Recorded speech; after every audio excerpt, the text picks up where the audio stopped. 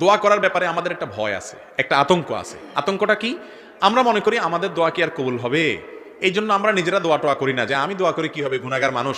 হুজুরে 20, 50, 100, 200, 500, 1000 টাকা দিলে হুজুর দোয়ার মায়ের পেজগুলো ভালো জানেন, কত সুন্দর ছন্দের তাল মিলায়া মিলায়া সুর দিয়া দিয়া, হ্যাঁ, কবিতার সাথে আপনার সুন্দর করে গোছায়া গোছায়া হুজুর দোয়া করেন। আমি তো এত মায়ের পেজ দিয়ে দোয়া করতে জানি না। এই কারণে আমাদের অনেক ভাই বোন নিজেরা আল্লাহর কাছে দোয়া করা থেকে মাহরুম থাকেন, বঞ্চিত থাকেন। ঠিক না বে ঠিক? ভাইরা আমার, আল্লাহ তাআলার কাছে দোয়া কবুলের জন্য খুব মায়ের পেজ দিয়ে, খুব আপনার সুন্দর গোছানো ভাষা দিয়ে, খুব আবেগ সৃষ্টি হয় সেরকম সুরের তালে তালে, ছন্দের তালে তালে দোয়া করতে হবে, এমন কোন শর্ত কোরআন হাদিসের কোথাও বলা হয় নাই। দোয়া কবুলের জন্য মূল যে বিষয়টা লাগবে সেটা কি?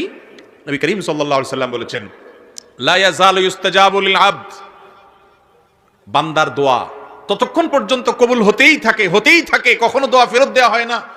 মা লাম ইয়াদউ বিইসমিন আও কাতিআতির রাহমিন, যদি কোনো পাপের দোয়া না করে, অন্যায় কাজের জন্য দোয়া করে, আল্লাহ আমি যেন এই আকামটা করতে পারি তৌফিক দান করে, এরকম যদি দোয়া না করে, আর আত্মীয়তার বন্ধন ছিন্ন করার জন্য দোয়া যেন না করে, আল্লাহ অমুকের চেহারা যেন আমি আর না দেখি, তার সাথে আমার কোনো সম্পর্ক যেন না থাকে, আত্মীয় স্বজনের সাথে এরকম সম্পর্ক ছিন্ন হওয়ার মতো খারাপ দোয়া যদি না করে, পাপের কোনো অপরাধ কাজের জন্য আল্লাহর কাছে যদি দোয়া করার স্পর্ধা না দেখায়, আত্মীয়তার সম্পর্ক ছিন্ন করার যদি দোয়া না করে, এবং তাড়াহুড়ো যদি না করে, এই 3 কাজ যদি করে, বান্দার দোয়া আল্লাহ অবশ্যই কবুল করেন।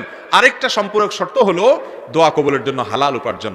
যার উপার্জন হালাল, যার দেহ গঠিত হয়েছে হালাল খাদ্য দ্বারা, আল্লাহ তাআলা তার দোয়া ফেরত দেন না।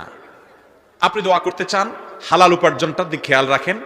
দোয়ার শুরুতে আল্লাহর প্রশংসা করেন, নবী করিম সাল্লাল্লাহু আলাইহি ওয়াসাল্লামের প্রতি দুরূদ প্রেরণ করেন, আল্লাহ আপনি তার প্রতি রহম করেন, এভাবে দোয়া করেন। এরপরে যত বৈধ চাওয়া আছে সেগুলো পেশ করেন। দোয়া করে শেষ করার পর কবুল হলো না কেন, দোয়া এখনো কবুল হয় নাই, অস্থির হবেন না। যদি অস্থির হন, তাড়াহুড়া করেন, তাহলে সেই দোয়ার কোনো লাভ আপনি পাবেন না।